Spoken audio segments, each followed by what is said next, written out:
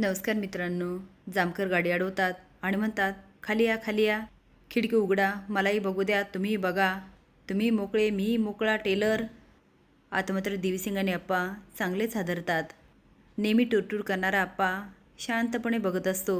देवीसिंग विचार करतो, ह्यानी जर डिकी खुलली ना सगळंच संपलं. तो ऐका ना जामकर साहेब, अहो उशीर होतोय. जामकर म्हणतात, उशीर? मला पण आता खूप उशीर झाला आहे. इतक्या दिवसात तुम्ही जेलमध्ये पाहिजे होते. ते आता मागचं दार उघडतात तर हवालदारचं तोंड बांधलेलं असतं. आता मात्र अप्पाने देवीसिंगच्या काळजाचा ठोकाच चुकतो. तर नक्की काय घडलेलं असतं, चला तर बघूया.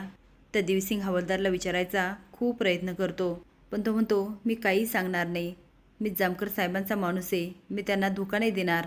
आता मात्र देवीसिंगला खूप राग येतो. तो त्याचं पॉकेट बघतो तर त्याचा फॅमिलीचा फोटो असतो.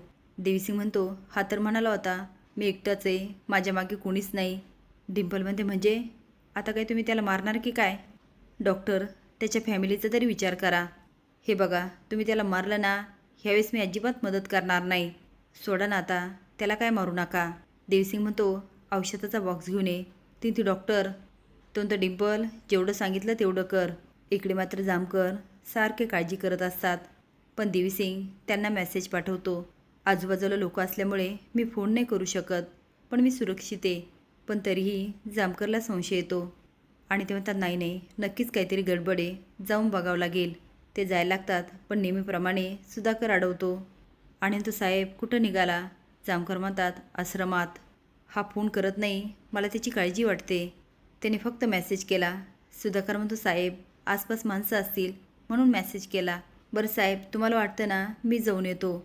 वेश बदलून सुधाकर आश्रमात जातो. तर तिथे मंग्या, जित्या आणि झुंजारची चर्चा चालू असते. आता सुधाकर सगळ्यांचं ऐकत असतो आणि वर जायला लागतो. तेवढ्यात एक जण अडून म्हणतो, ओ वर कुठं निघालात? सुधाकर म्हणतो, ते महाराजांना भेटायचं होतं. पण देवीसिंग मात्र गाडीच्या शोधात असतो आणि म्हणतो, याला न्यायसाठी गाडी लागणार, पण आता कुठून आणायचं? तो आता मान्याला फोन करून वर बोलवतो आणि म्हणतो, तुला प्रायश्चित्त करायचे ना? मी आता माझ्या महाराजांकडे जाणार आणि त्यांच्याकडे बोलणार. मला त्यांचा आदेश आला, आज मला भेटायला या. मग एक काम करतो, तुमचं पण नाव सांगून तुमचंही प्रायश्चित्त करून घेतो. तुम्ही एक काम करा, मला गाडी द्या. माने म्हणतो, महाराज मी पण येतो आणि समोरसमोरच माफी मागतो. आता देवीसिंगला राग येत असतो, पण तो म्हणतो, नाही, असं नाही करता येणार. तुम्ही एक काम करा, तुमच्या गाडीची चावी मला द्या. पण काही केल्या माण्या काय तयार होत नाही आणि म्हणतो, मला तशी ड्रायव्हिंग येत नाही, पण तुमच्यासाठी चालवतो हळूहळू गाडी. देवीसिंग हात जोडून म्हणतो, तुम्हाला गाडी द्यायची नसेल तर काहीच हरकत नाही, मी माझ्या गुरूंच्या दर्शनासाठी पायी जातो. माने म्हणतो, नाही नाही महाराज, अहो असं काय बोलताय? तो आता गाडीची चावी देतो. देवीसिंग म्हणतो, आता तुम्ही जाऊ शकता. तो निघून गेल्यानंतर देवीसिंग म्हणतो, चावी तर मिळाली, आता गाडी चालवणारा पाहिजे. आता कोण गाडी चालवेल आणि आपण कुणावर विश्वास ठेवू शकतो? ह्याला आपण घेऊन चाललो हे कुणाला कळता कामा नये. आता त्याला आठवतं आप्पांचं बोलणं. ते सुद्या बोलत होता, तुझ्यावर नक्की काहीतरी संकट येणार. तो म्हणतो, आप्पा माझी मदत करू शकतात.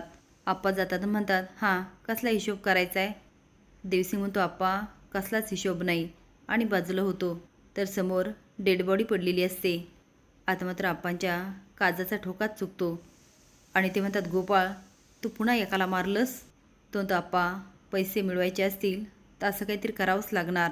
बरं चला, ही डेड बॉडी आपल्याला कुठेतरी न्यावी लागेल. आप्पा म्हणतात, नाही रे बाबा, मी नाही मदत करणार. पण देवीसिंग कुठे ऐकतो आणि आप्पांना घेऊन जातो. ते आता गाडीच्या मागे हवालदारला टाकतात. तो आप्पांना म्हणतो, चला चला आप्पा, पटकन बसा. आप्पा गाडी चालवत असतात. तेवढ्यात जामकरची गाडी समोर येऊन उभी राहते. देवीसिंग मोठ्याने ओरडतो, आप्पा गाडी गाडी.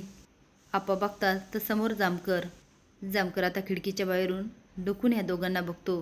तुम्हाला काय वाटतं, हे आप्पाचा माज उतरायलाच हवा का? हे कमेंट बॉक्समध्ये नक्की सांगा.